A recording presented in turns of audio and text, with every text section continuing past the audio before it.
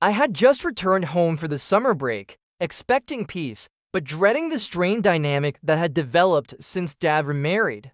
2 years ago, he introduced us to her young, striking, poised. I never asked how they met, but it was clear early on that they weren't built on love, more like appearance, convenience, or perhaps a need neither of them would admit aloud. Our conversations were short and polite. I called her by her name, Amina, never mom, and she never asked. Me too! Dad, Obina, was always working, either buried in meetings or flying out for business. He rarely noticed what was going on around him anymore.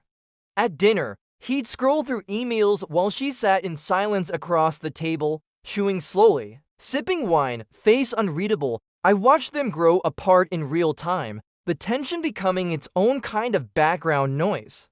I don't think they even fought anymore. They just stopped trying. Amina started talking to me more. At first, it was casual questions about school, books, films, but then she'd offer compliments that lingered strangely. You filled out since last year, or you remind me of your father when he was younger, but softer somehow. I tried not to think too much of it, chalking it up to a bored housewife making conversation. But I'd catch her watching me sometimes, eyes holding for a beat longer than they should. It made something stir in me. Confusion, curiosity, unease. She looked effortless at home, always in silk or loose cotton, barefoot and half glowing. I'd walk into the kitchen and she'd be there with her robe slipping down one shoulder, reaching for a glass. Sometimes she'd laugh at my reaction like she enjoyed watching me flinch. One day, she knocked on my door and said the water heater in the guest bathroom was out. She suggested I use the tub in the master suite. I hesitated, but she insisted, saying she never uses it during the day and I might as well enjoy it. I sank into the steaming water, trying not to overthink, but then the door creaked. She stepped in casually, not even looking surprised to see me there, saying she just needed her face oil or something. I mumbled a reply, unsure where to look. She moved around the room slowly, her presence filling the space like perfume. She asked if the water was too hot. I said it was fine. She sat down on the edge of the tub, far too close for comfort, legs crossed, robe clinging damp to her thigh. We talked, if you could call it that, small, weightless words, but the air was heavy with things unspoken. I felt frozen, like time had stopped. Her fingers traced a bottle on the ledge beside me, but she didn't look down. She looked at me. There was no seduction in her smile, just boldness. She didn't need to try, it was already working. I stayed still, not because I wanted to, but because I didn't know what would happen if I moved. The house felt different the next day, quieter in a way that wasn't physical. I went about my routine like nothing had happened, but my mind kept drifting back not to what was said, but to how it felt. Her nearness, her gaze, the charged silence, I couldn't make sense of it. Maybe I was imagining the tension, maybe it was innocent. But I didn't believe that. That night, I heard a soft knock. I opened the door to find Amina holding two glasses and a bottle of wine. She said she couldn't sleep and asked if I minded some company. I hesitated, then stepped aside. She settled into the chair near my bed like it was perfectly normal, swirling the wine and asking about college as if nothing had changed. But her eyes held something sharper, something that watched more than it listened. She asked if I had a girlfriend. I said no. She smiled knowingly and said I must get attention. I told her I wasn't really looking. She tilted her head and said that's probably what makes me attractive. Detachment. I didn't know how to answer that. There was a pause, not awkward, but filled with something heavier than words. She leaned forward slightly, robe parting at the chest, and said almost in a whisper that things aren't always what they seem in a marriage. I didn't respond. She kept going, saying Dad was different now, cold, absent. She didn't even feel like a wife anymore, just a presence. The last time they were physically close was months ago. I didn't want to hear it, but I didn't stop her. Her tone was soft, vulnerable, like she was admitting things to herself as much as to me. She said I reminded her of how he used to be before the distance, before the silence. That hit me harder than it should have. Her voice got lower. She said, sometimes she forgot what it felt like to be noticed. Then she reached out and placed her hand lightly on my knee.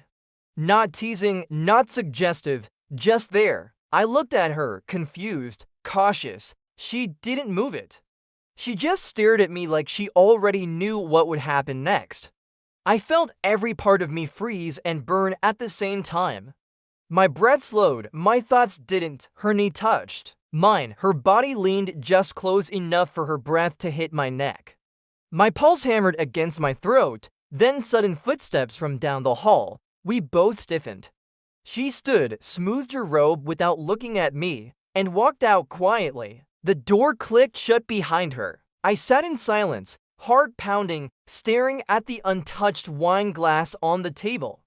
I didn't know what I had just let happen. I didn't know what would come next.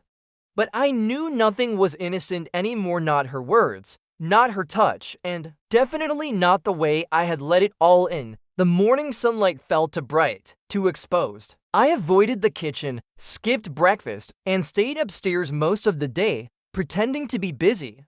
Every sound felt amplified: the creak of the stairs, the hum of the fridge, the closing of doors. I couldn't focus. My mind kept dragging me back to the way her hand rested on my knee like it belonged there. I hated how much it stayed with me. I hated how much I didn't want to forget it. Later, she called out, asking if I could help her with something in the bathroom. I paused before answering, already knowing I should say no, but I didn't. I stepped inside, expecting something mundane. She stood there in a towel, hair still wet, saying she couldn't find a bottle under the sink, and pointed vaguely toward it. I crouched down, searching, pretending the room wasn't thick with something unspoken. I found the bottle, stood, and turned to hand it to her. She didn't take it. She just looked at me, expression unreadable, then dropped the towel to the floor slowly, like the act itself was casual. Her eyes didn't move away from mine, not once. My body went still, but my pulse betrayed me. I held the bottle in my hand like it mattered. It didn't. She stepped forward, took it from me gently, her fingers brushing mine. She said nothing. She didn't have to. Her hand moved up to my chest, fingertips tracing the shape of my collarbone. I didn't back away. I didn't move at all. I just stood there, feeling like something inside me had unlatched. There was no moment of decision, no thought, just surrender. My hand reached for her waist before I could stop myself. She was warm, soft, deliberate. The kiss wasn't sudden. It was slow, inevitable, full of everything we hadn't said. The space between us vanished. Her body pressed into mine, her breath syncing with mine. Hands traced lines that didn't belong to either of us. The act happened in fragments, stolen gasps, skin against skin, her fingers in my hair, mine gripping the counter. There was no finesse, just urgency. It didn't last long, but it left something raw behind. The weight of it hit harder than I thought it would. There was no victory in it, just heat, motion, and silence. When it was over, she stepped back without looking up. She reached for her towel, wrapped herself again, and left the room without a word. I stood there,